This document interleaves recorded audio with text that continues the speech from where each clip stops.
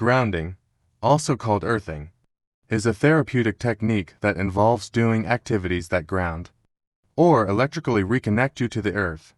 This practice relies on earthing science and grounding physics to explain how electrical charges trusted source from the earth can have positive effect.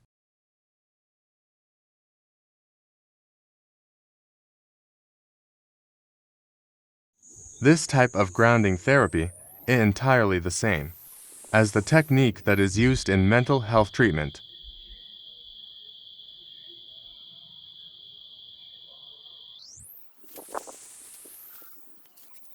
Types of grounding or earthing. There are many types of grounding.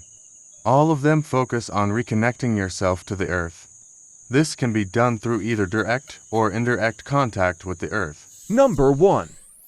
Walking barefoot. Have you ever been outside on a warm summer day and felt the urge to run barefoot in the grass? One of the easiest ways to ground yourself to the earth is to walk barefoot.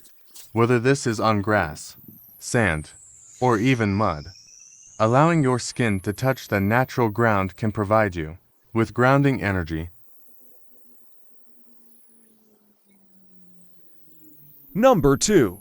Submersing in water. According to advocates for grounding, water may be used to ground in the same way the physical earth is used for grounding. They suggest simply wading in a clear lake or swimming in the ocean as a way to ground yourself. As always, be sure to stay safe when swimming, especially in murky or deep waters. Number 3. Lying on the ground.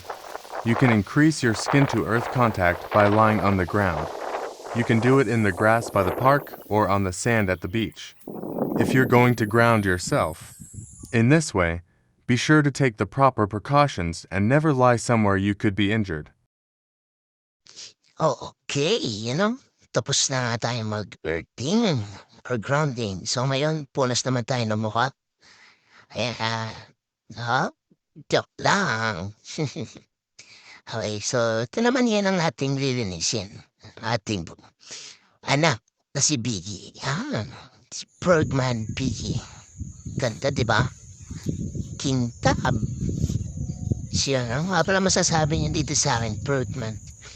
Simple lang, stuck pa lang. Siyempre, punas-punas din. Hindi pwedeng tayo lang alagaan natin. Alagaan din natin yung ating service. Yan. Punas-punas dito, punas-punas dyan. Diba? Talaga naman ang sipag. Ayan. So, next time, review naman tayo ng Bergman kung ano yung mga kanyang specs. So para sa hindi nakakaalam at sa mga gusto kong bumili, ayan, i-review natin to next time, okay? So ngayon, ito muna tayo. Punas-punas lang, yan, para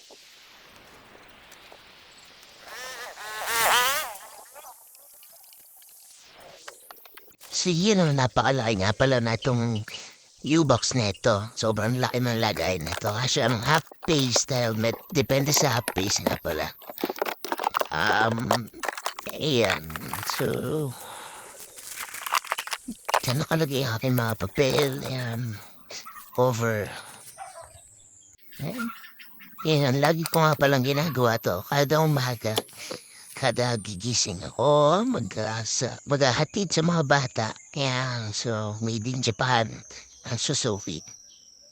Ayan. So, sana nakita ko kayo dito kung gusto nyo mag-grounding, okay? Para malala. So, yun. Dapat tupin. Ang dapat tupin, ilagay sa lagayan ng maayos. Ayan. So, tika na. Tara, sa tayo. Let's go. Sama natin si Jesus. Ito nga pala yung lock natin. Nabili si Shopee. Yan, so tara na. Lalakad na tayo. Uwi na tayo. At mag-ahapit pa tayo sa ating asawa. Okay? So, ano ba yan? See you next time ulit, guys.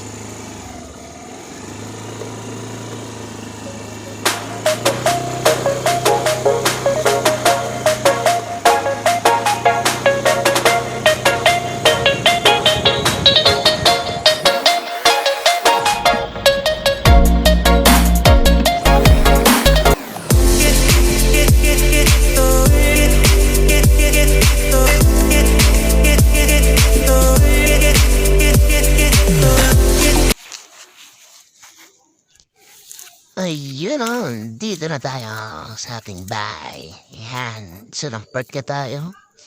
So ayusin natin yung pagkaka-park natin. Stand natin siya mabuti. Center stand natin para hindi mabuwal, okay? So, bakit nga ba may sticker? Maganda may sticker ko. Comment naman dyan sa baba.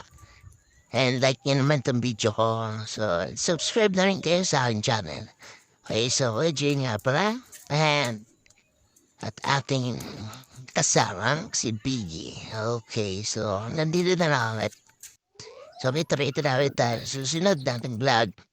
And, thank you. God bless you all. Bye-bye.